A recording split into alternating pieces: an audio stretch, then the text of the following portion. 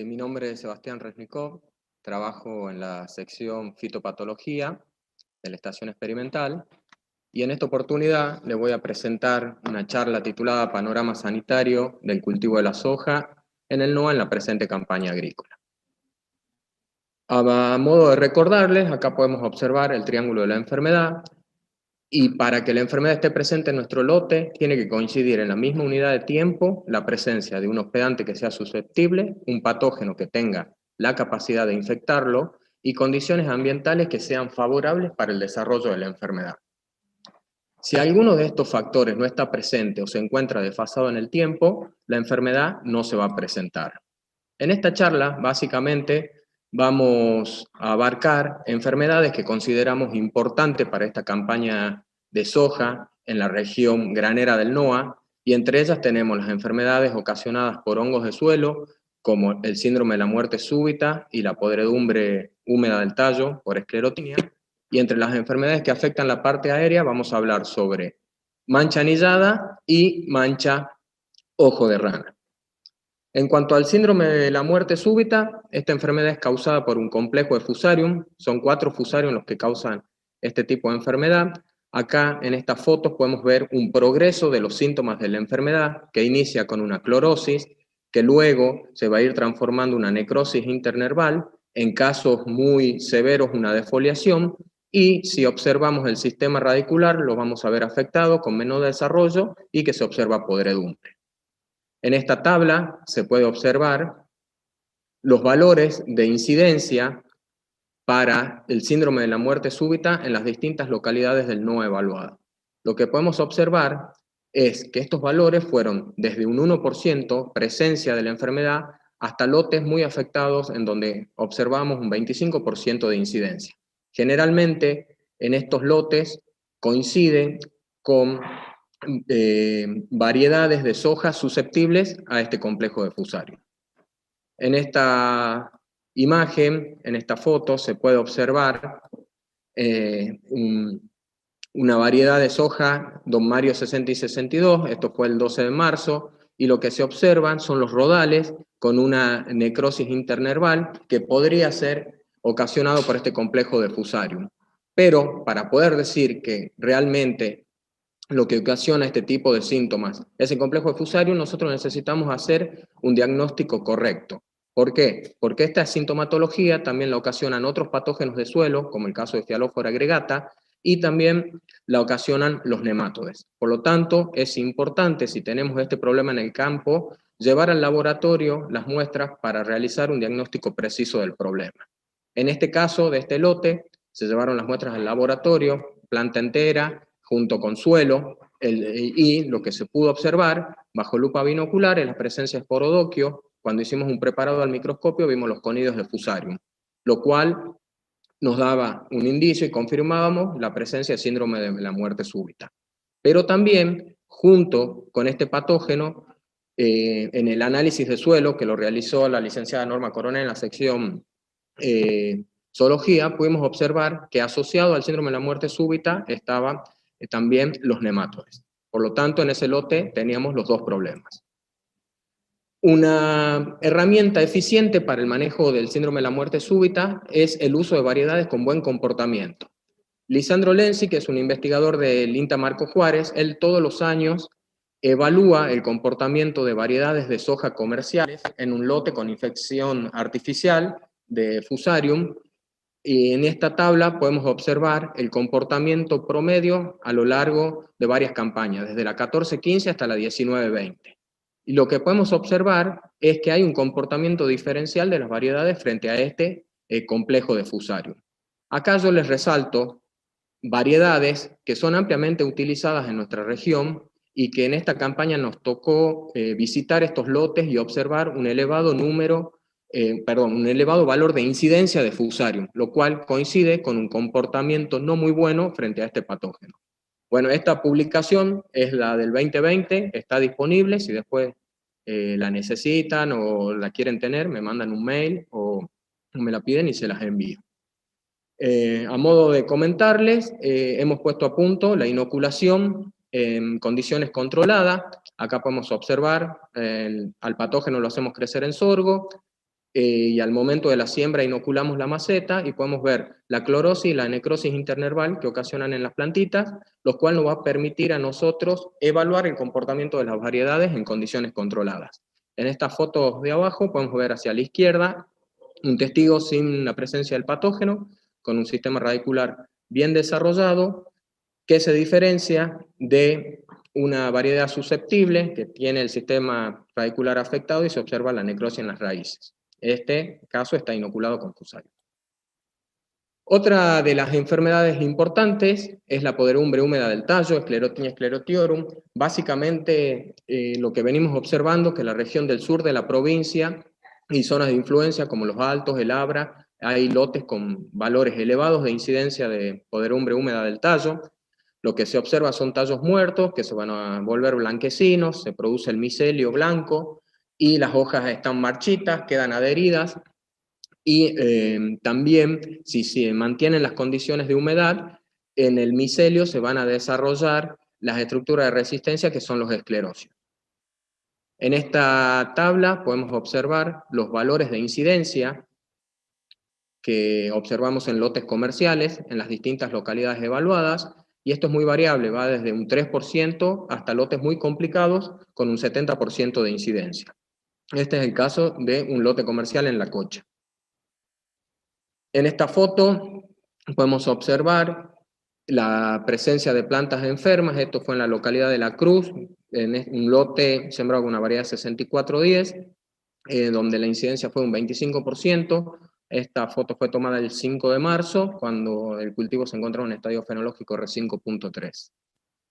En esta foto podemos observar hacia la izquierda una infección en floración, en R1, por el patógeno, una infección temprana, y podemos ver la severidad en la planta, cómo está afectada toda la planta, y se pueden observar cómo en las vainas se observa la presencia de los esclerosios, la estructura de resistencia del patógeno, a diferencia de lo que ocurre en una infección planta-planta por contacto, que sería una infección tardía, en donde la severidad es mucho menor.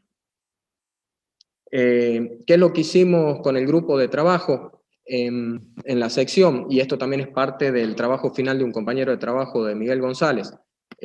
Hicimos en un lote comercial, fuimos y realizamos la cuantificación del inóculo en distintos círculos de riego, en donde estos círculos tenían historial de esclerotinia, por lo tanto ya teníamos esa información. Entonces tomamos muestras de suelo de 50 centímetros por 50 centímetros y 10 centímetros de profundidad aproximadamente. Estas muestras se llevaron al laboratorio, se tamizaron y realizamos el recuento de los esclerosios por cada uno de estos puntos monitoreados. Luego evaluamos la viabilidad que tenían esos esclerosios que habíamos aislado.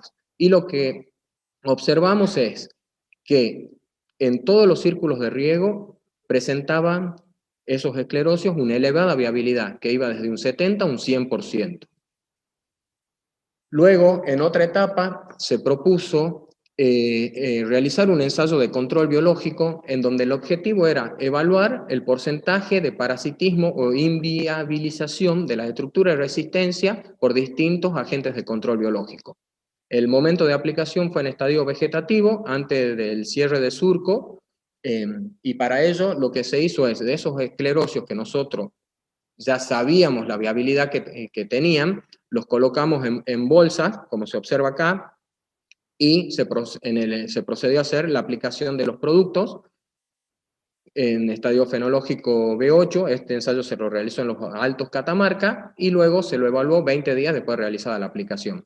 Entre los tratamientos teníamos un testigo, 2 productos que contenían tricoderma, y luego 2 productos que contenían uno, una mezcla de 3 bacillus y otro solamente un bacillus, que era el bacillus subtilis. Acá pueden observar las bandejitas con las bolsas donde teníamos los esclerosios de viabilidad conocida y el número conocido, cómo quedaban las bandejas en el entresurco, y aquí en esta foto observamos ya los resultados. Acá pueden observar el testigo que no estaba aplicado, donde todos los esclerosios germinaron y dando Sclerotinia sclerotiorum. En este caso son los tratamientos que tenían tricoderma. Se puede observar los esclerosios, las estructuras de resistencia al patógeno colonizadas por estos hongos benéficos en los 2 tratamientos, y en el caso de los tratamientos que tenían una mezcla de bacterias, se observa también un buen control y una inviabilización de los esclerosios.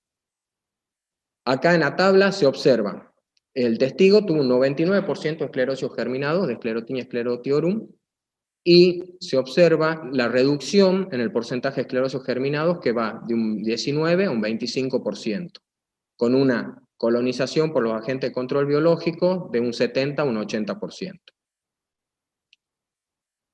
Luego diseñamos, se realizó un ensayo de control químico en donde lo que hay que tener en cuenta para el momento de aplicación son 3 factores. La susceptibilidad de cultivo, o sea que va desde R1 hasta R3-4, cuando hay presencia de flores, de tejido senescente para que se pueda realizar la infección. Hay que monitorear para observar los apotecios, que son los que van a liberar las esporas y generar la infección, y tener en cuenta el pronóstico de lluvias y las temperaturas. Acá en esta tabla se puede observar los tratamientos que vamos a evaluar en este ensayo de control químico, de una aplicación preventiva en estadio fenológico R1. Esto ya se lo aplicó, se lo hizo en 2 localidades, en Los Altos y el Abra. En este momento estamos en proceso de evaluación, o sea que estos resultados los vamos a presentar más adelante en los talleres, seguramente. Y en este ensayo, bueno, se incluyeron las mezclas que se utilizan normalmente para el control de esclerotinia, y agregamos otras mezclas químicas que contienen carboxamida y estrobi, una estrobi más un triazol, estrovirulina más carboxamidas, y una mezcla triple dentro de los productos que estamos evaluando. ¿Qué es lo que se va a evaluar en este ensayo? Vamos a evaluar incidencia de planta enferma, la severidad, el rendimiento y la cuantificación de la reposición de esclerosios al lote. O sea que de cada tratamiento vamos a contar cuántos esclerosios se forman, que serían los que van a ser repuestos en el lote. En cuanto a las enfermedades que afectan la parte aérea, vamos a nombrar la mancha anillada por Corinespora casícola. Los síntomas de esta enfermedad son lesiones iniciales puntuales que culminan en áreas necróticas. Las lesiones son anillos concéntricos de tejido muerto, y lo que es importante es que están rodeados por un halo amarillento, lo cual nos permite identificarlo y diferenciarlo por ahí de la mancha marrón. La infección se puede iniciar en raíces, continuar en hojas inferiores y posteriormente afectar todos los órganos de la planta. Algo que vimos en esta campaña es la altura a la cual llegó esta enfermedad. Generalmente en otras campañas veíamos que quedaba en el tercio inferior, y ahora debido a las lluvias lo que observamos en algunos lotes con monocultivo de soja es que esta enfermedad subió, llegando a ocupar casi un 50% de la altura de la planta. En esta tabla se observan los valores de incidencia y severidad en las distintas localidades evaluadas del NOAA, y podemos ver que las incidencias son elevadas, de un 80 a un 100%, y la severidad toma valores desde un 15 a un 30%. Para ello, una herramienta también para el manejo es el uso de variedades con buen comportamiento. Acá presentarles nada más en estas tablas que tenemos variedades que presentan un buen comportamiento en distintas localidades evaluadas. Estos son resultados de la evaluación de macroparcela. Por lo tanto, hay materiales disponibles con buen comportamiento. En cuanto a la mancha ojo de rana, hoy por hoy creemos que es en esta campaña una de las enfermedades que, no sé si la más importante, pero sí muy importante. La observamos en muchos lotes, y en aquellos lotes con variedades susceptibles la observamos con valores de hasta un 25%, 30% de severidad. Los síntomas son manchas angulares o circulares, color castaño rojizo, el centro es claro, un castaño más claro, y estas manchas no presentan halo clorótico. Se observa la estructura del patógeno, los conidióforos, que van a contener los conidios en el envés de las manchas. Acá podemos observar todas las localidades evaluadas, en donde la incidencia de esta enfermedad varía de entre un 10 a un 100%, dependiendo del cultivar, y los valores de severidad también van desde un 1 a un 25%, dependiendo de la variedad sembrada.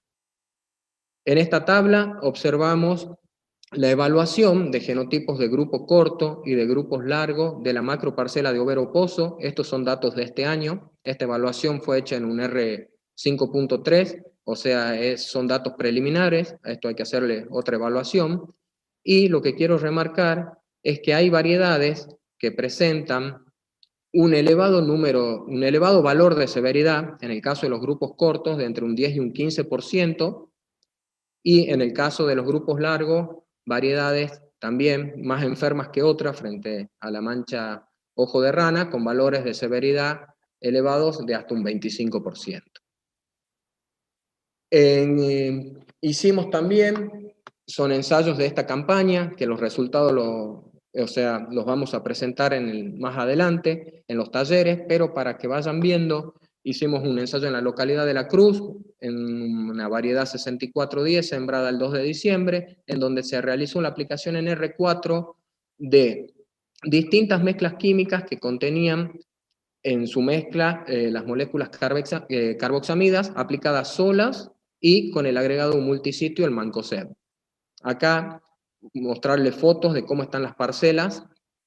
Estas fotos son de esta semana, de una primera evaluación. Esto todavía hay que hacerle otra evaluación, ir a rinde y peso de 1000, o sea que después van a tener los resultados, pero pueden observar el testigo, cómo está afectado por mancha ojo de rana y cómo están los distintos tratamientos aplicados en R4, donde se observa un buen control para esta enfermedad.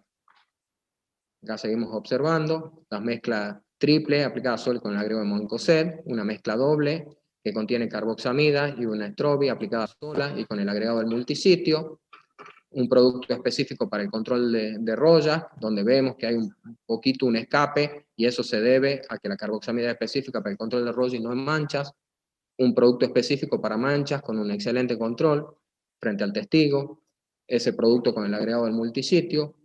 Por otro lado, en el laboratorio también lo que hicimos es evaluar estas cepas de patógenos frente a distintos principios activos para determinar su concentración letal 50. Para ello teníamos aislamientos de ANTA, de Monte Redondo y de Los Altos. Acá podemos observar las evaluaciones, cómo se enfrenta el patógeno a distintas partes por millón de los principios activos, y lo que observamos es que todos los activos que evaluamos para mancha ojo rana, para Cercospora zogina, fueron muy sensibles, o sea, altamente fungitóxicos.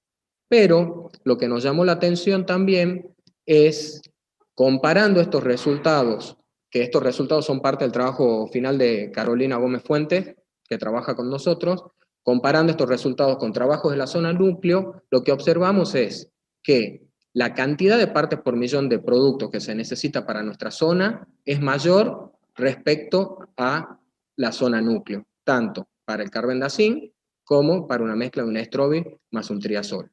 Pero siguen siendo estos productos, estas moléculas altamente fungitóxicas. Hicimos otro ensayo también en la localidad de La Cruz, este orientado al manejo de manchas, fue aplicado en R3, en donde la idea fue evaluar distintos fungicidas multisitios solos y con el agregado de mezclas formadas por un estrobi más un triazol. Se usaron 3 fungicidas multisitios y 3 mezclas de estrobi más triazol diferentes que se aplicaron solas y en conjunto. Acá podemos observar el testigo que tiene presión de mancha ojo de rana, y les muestro una foto de cómo se comportaron esas mezclas dobles, que vemos que tienen un buen control cuando son aplicados de forma preventiva. En este caso fue en un estadio fenológico R3. Acá podemos observar la otra mezcla doble y la otra mezcla. En cuanto a roya asiática de la soja, comentarles que se evaluaron distintas muestras de diferentes localidades de Tucumán, de Catamarca, Salta y Santiago del Estero, y que hasta el momento no detectamos la presencia del patógeno. Seguimos recibiendo muestras en el laboratorio, seguimos realizando evaluaciones, pero hasta el momento no se la detectó. Bueno, más que nada agradecer al grupo de trabajo, agradecer a las empresas agropecuarias Mistolancho que nos permite realizar los ensayos en sus campos, lo mismo para Agrosistemas, y al ingeniero Roberto Galvez también por estar siempre predispuesto a ayudarnos y a prestarnos los lotes. Muchas gracias.